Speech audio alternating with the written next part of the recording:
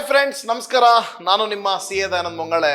ಸ್ನೇಹಿತರೆ, ಜನರಲಿ ಒಬ್ಬ ಟ್ರೇಡರ್ ಅಂತ ಒಬ್ರು ಸ್ಟಾಕ್ ಮಾರ್ಕೆಟಿಗೆ ಎಂಟರ್ ಆದಾಗ ಅವರಿಗೆ ಅನ್ರೀಸನಬಲ್ ಎಕ್ಸ್ಪೆಕ್ಟೇಷನ್ಸ್ನ ಇರಬಾರ್ದು ಅಂತ ನಾನು ಹೇಳಲಿಕ್ಕೆ ಇಷ್ಟಪಡ್ತೀನಿ. ಅದೇ ರೀತಿ ರಿಸ್ಕ್ ಮ್ಯಾನೇಜ್ಮೆಂಟ್ ಈಸ್ ಕಂಪಲ್ಸರಿ. ಯಾಕೆ ಅಂದರೆ, ಫಾರ್ ಎಕ್ಸಾಂಪಲ್ ಮಿಸ್ಟರ್ ಎಕ್ಸ್ ಅನ್ನೋರ ಹತ್ರ 1 ಲಕ್ಷ ರೂಪಾಯಿ ಅಮೌಂಟ್ ಇದೆ, ಟ್ರೇಡ್ ಮಾಡಬೇಕು ಅಂತ ಇವತ್ತು ಎಕ್ಸ್ಪೆಕ್ಟ್ ಮಾಡ್ತಾರೆ. ಅವ್ರಿಗೆ ಕೇಳಿದಾಗ, ಸರ್ ನಿಮ್ಮ ಎಕ್ಸ್ಪೆಕ್ಟೇಷನ್ ಎಷ್ಟಿದೆ, ಮಾರ್ಕೆಟಿಂದ ಎಷ್ಟು ರಿಟರ್ನ್ಸ್ ಬಂದರೆ ನಿಮಗೆ ಸಂತೋಷ ಆಗುತ್ತೆ ಅಂತ ಕೇಳಿದಾಗ ಅವ್ರು ಜನರಿಗೆ ಹೇಳ್ತಕ್ಕಂಥದ್ದು ಒಂದು ದೊಡ್ಡ ಪಟ್ಟಿಯನ್ನೇ ಕೊಟ್ಬಿಡ್ತಾರೆ. ಫಾರ್ ಎಕ್ಸಾಂಪಲ್, ಸರ್ ನೋಡಿ, ನನಗೆ 2 ಮಕ್ಕಳಿದ್ದಾರೆ, ನಾನು ಮನೆ ಬಾಡಿಗೆ ಇಷ್ಟು ಕಟ್ಟಬೇಕು, ಅವರಿಗೆ ಇಷ್ಟು ನಾನು ಪಾಕೆಟ್ ಮನಿ ಕೊಡಬೇಕು, ಕರೆಂಟ್ ಬಿಲ್ ಇಷ್ಟು ಬರುತ್ತೆ, ದಿನಸಿ ಖರ್ಚು ಇಷ್ಟಾಗುತ್ತೆ. ಅರೆ, ಇಷ್ಟೆಲ್ಲ ಎಕ್ಸ್ಪೆಕ್ಟೇಷನ್ಗಳನ್ನು ಇಟ್ಕೊಂಡು ನನ್ನ ಹತ್ರ ಒಂದು ಬಿಗ್ ಲಿಸ್ಟ್ಗಳನ್ನು ಕೊಟ್ಟಿರ್ತಕ್ಕಂಥದ್ದು ಕೂಡ ನಾನು ನೋಡಿದ್ದೀನಿ. ಸೊ ಅದನ್ನು ನೋಡಿದಾಗ ಸುಮಾರು 1 ಲಕ್ಷ ಇನ್ವೆಸ್ಟ್ಮೆಂಟು 20,000 ನನಗೆ ರಿಟರ್ನ್ಸ್ ಬೇಕು ಅಂತಾರೆ. ಸ್ನೇಹಿತರೆ, ಅದು ಹೇಗಾಗ್ಲಿಕ್ಕೆ ಸಾಧ್ಯ? ಒಂದು ಪ್ರತಿಷ್ಠಿತ ಬ್ಯಾಂಕ್ ಫಿಕ್ಸ್ ಡೆಪಾಸಿಟ್ ಮೇಲೆ 6% ಇಂದ 6.5% ರಿಟರ್ನ್ಸ್ ಕೊಡಲಿಕ್ಕೆ ಕಷ್ಟ ಆಗುವಂಥ ಒಂದು ದಿನಗಳಲ್ಲಿ ತಿಂಗಳಿಗೆ 20% ಬರ್ತಕ್ಕಂಥದ್ದು ಎಷ್ಟು ಮಟ್ಟಿಗೆ ಸರಿ? ಅದು it is highly unreasonable, illogical ಕೂಡ ಹೌದು. ಅದೇ ರೀತಿ ಯಾವುದೇ ರೀತಿಯ ರಿಸ್ಕ್ ಮ್ಯಾನೇಜ್ಮೆಂಟ್ ಇರಲ್ಲ. ಯಾವ ಸ್ಟಾಪ್ ಲಾಸ್ ಇಡೋದು ಗೊತ್ತಿಲ್ಲ, ಹೆಡ್ಜಿಂಗ್ ಮಾಡೋದು ಕೂಡ ಗೊತ್ತಿಲ್ಲ. ಹಾಗಾದರೆ ಹೂಡಿಕೆ ಮಾಡಿರ್ತಕ್ಕಂತಹ ಒಂದು ಹಣದ ಒಂದು ಸೇಫ್ಟಿ ಎಲ್ಲಿಗೆ ಅನ್ನೋದು ಪ್ರಶ್ನೆ ಮೂಡುತ್ತೆ. So risk management in also logical and reasonable expectations in the market is very very important. ಸ್ನೇಹಿತರೆ, ಇದನ್ನ ನಿಮಗೆ ಒಂದು ಸಿಂಪಲ್ ಆಗಿರ್ತಕ್ಕಂಥ ಒಂದು ಎಕ್ಸಾಂಪಲ್ ಮುಖಾಂತರ ಹೇಳಲಿಕ್ಕೆ ಇಷ್ಟಪಡ್ತೀನಿ. ಅದಾದ ನಂತರ ನಿಮಗೆ ಕ್ಲಿಯರ್ ಆಗಿ ಅರ್ಥ ಆಗುತ್ತೆ ರಿಸ್ಕ್ ಮ್ಯಾನೇಜ್ಮೆಂಟ್ ಬಹಳ ಇಂಪಾರ್ಟೆಂಟು. ಅದರಲ್ಲೂ ಕೂಡ ಹೆಡ್ಜಿಂಗ್ ಇಸ್ ವೆರಿ ಇಂಪಾರ್ಟೆಂಟ್.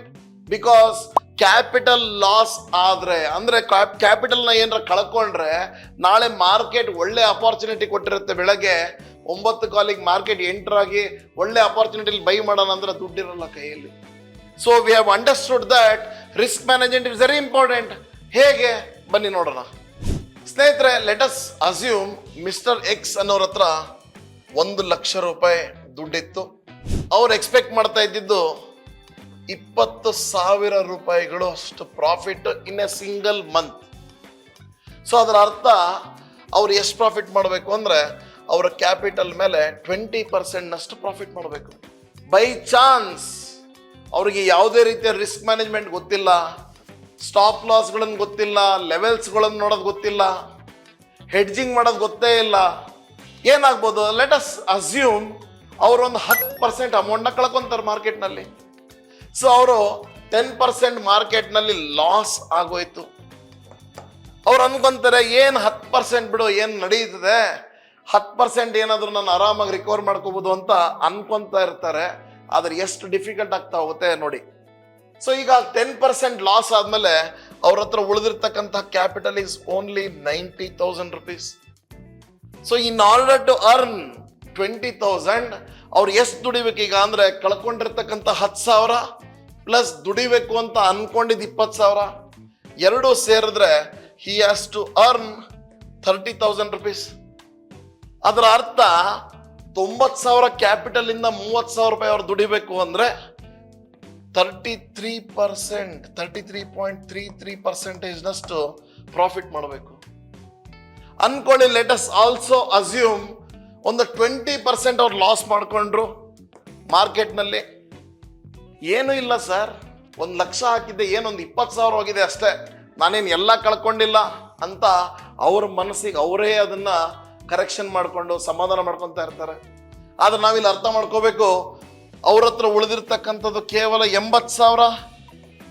ಆದರೆ ಅವ್ರು ದುಡಿಬೇಕು ಅಂತ ಮಾಡಿದ್ದು 20,000, ಕಳ್ಕೊಂಡಿರ್ತಕ್ಕಂಥ ಕ್ಯಾಪಿಟಲ್ 20,000 ಎರಡೂ ಸೇರ್ಕೊಂಡ್ರೆ 40,000 ರೂಪಾಯಿಗಳನ್ನು ಅವ್ರು ಅರ್ನ್ ಮಾಡಬೇಕು from 80,000 rupees, which is exactly equal to 50% on their capital investment.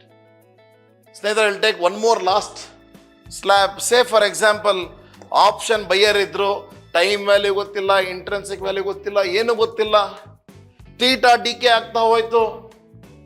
ಹಾಕಿರ್ತಕ್ಕಂಥ 1 lakh ರೂಪಾಯಿನಲ್ಲಿ 50,000 ಆಲ್ರೆಡಿ ಲಾಸ್ಟ್. ಸೊ ಈಗೇನಾಗುತ್ತೆ? 50,000 ರೂಪಾಯಿ ಅವ್ರ ಹತ್ರ ಉಳಿದಿರ್ತಕ್ಕಂಥದ್ದು 50,000 ಉಳಿದಿರ್ತಕ್ಕಂಥದ್ದು, ದುಡಿಬೇಕು ಅಂತ ಅನ್ಕೊಂಡಿದ್ದು 20,000, ಕಳ್ಕೊಂಡಿರ್ತಕ್ಕಂಥ ಕ್ಯಾಪಿಟಲ್ 50,000, ಎರಡೂ ಸೇರಿದಾಗ 70,000 ಅವರು ದುಡಿಲೇಬೇಕಾದಂಥ ಹೊರೆ ಅವ್ರ ಮೇಲೆ ಬಿದ್ದಿದೆ.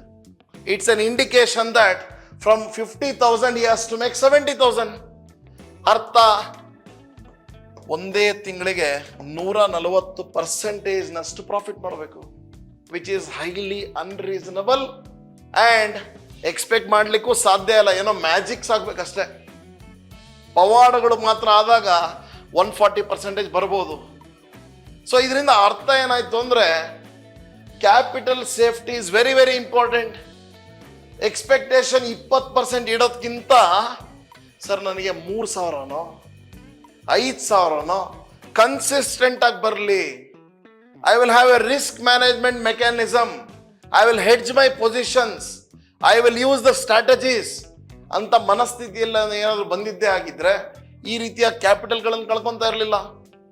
ಅದೇ ರೀತಿ ಕ್ಯಾಪಿಟಲ್ ಕಳ್ಕೊಂಡ್ಮೇಲೆ ದುಡಿಯೋ ಅಂತ ಪರಿಸ್ಥಿತಿ ನೋಡಿ ಎಷ್ಟು ಬರುತ್ತೆ. 140% ಜಸ್ಟ್ ಟು ಮೇಕ್ 20,000 rupees, 1,00,000ದಿಂದ. ಸೊ ಇದರಿಂದ ಏನು ಅರ್ಥ ಆಗ್ತಾ ಇದೆ ನಮಗೆ ಅಂದರೆ, capital is very very important. High unreasonable ಎಕ್ಸ್ಪೆಕ್ಟೇಷನ್ನ ಮಾರ್ಕೆಟ್ನಲ್ಲಿ ಇಟ್ಕೊಂಡು ರಿಸ್ಕ್ ಮ್ಯಾನೇಜ್ಮೆಂಟ್ ಇಲ್ಲದೆ ಬರ್ತಕ್ಕಂಥದ್ದು ಸೂಕ್ತ ಅಲ್ಲೇ ಅಲ್ಲ. So the moral of the story is, deeper the loss, harder is the recovery. ಅಂದ್ರೆ ಲಾಸ್ ಜಾಸ್ತಿ ಆದಷ್ಟು ರಿಕವರ್ ಮಾಡ್ತಕ್ಕಂತಹ ಒಂದು ಪರ್ಸೆಂಟೇಜ್ ತುಂಬಾ ಕಷ್ಟ ಅನ್ನೋದು ಹೇಳ್ತಾ ಇವತ್ತಿನ ಒಂದು ವಿಡಿಯೋ ಮುಗಿಸ್ತಾ ಇದ್ದೀನಿ. ಸ್ನೇಹಿತರೆ, kindly always manage your risk, manage your capital ಹಾಗೂ have a reasonable expectations from the market ಅಂತ ಹೇಳ್ತಾ ಇವತ್ತಿನ ವಿಡಿಯೋ ಮುಗಿಸ್ತಾ ಇದ್ದೀನಿ. ಸ್ನೇಹಿತರೆ, ನಿಮಗೂ ಕೂಡ ಒಬ್ಬ ಸಕ್ಸಸ್ಫುಲ್ ಟ್ರೇಡರ್ ಹಾಗೂ ಇನ್ವೆಸ್ಟರ್ ಆಗುವ ಹಂಬಲ ಇದ್ದರೆ ಈ ಕೆಳಕಂಡ ನಂಬರ್ಗೆ ಕಾಂಟ್ಯಾಕ್ಟ್ ಮಾಡಿ. ಪ್ರತಿ ಶನಿವಾರ ಹಾಗೂ ಭಾನುವಾರ ಹುಬ್ಬಳ್ಳಿನಲ್ಲಿ ಹಾಗೂ ಬೆಂಗಳೂರು ಬ್ರಾಂಚ್ನಲ್ಲಿ ನಮ್ಮ ಸೆಮಿನಾರ್ನ ಕಂಡಕ್ಟ್ ಮಾಡ್ತಿದ್ದೀವಿ. So you can contact this number and register yourself. ಈ ವಿಡಿಯೋ ನಿಮಗೆ ಇಷ್ಟ ಆದಲ್ಲಿ ಲೈಕ್ ಬಟನ್ನ ಪ್ರೆಸ್ ಮಾಡಿ ಹಾಗೂ ನಿಮ್ಮ ಫ್ರೆಂಡ್ಸ್ ಫ್ಯಾಮಿಲಿಗಳಲ್ಲಿ ಕೂಡ ಇದನ್ನು ಶೇರ್ ಮಾಡಿ ಹಾಗೂ ಒಂದು ಕಾಮೆಂಟ್ ಕೂಡ ಪಾಸ್ ಮಾಡಿ. Thank you so much. ಸಂಪರ್ಕಿಸಿ CA Dayanand Bongali, stock market training institute, Rajajinagar, first block, Bengaluru.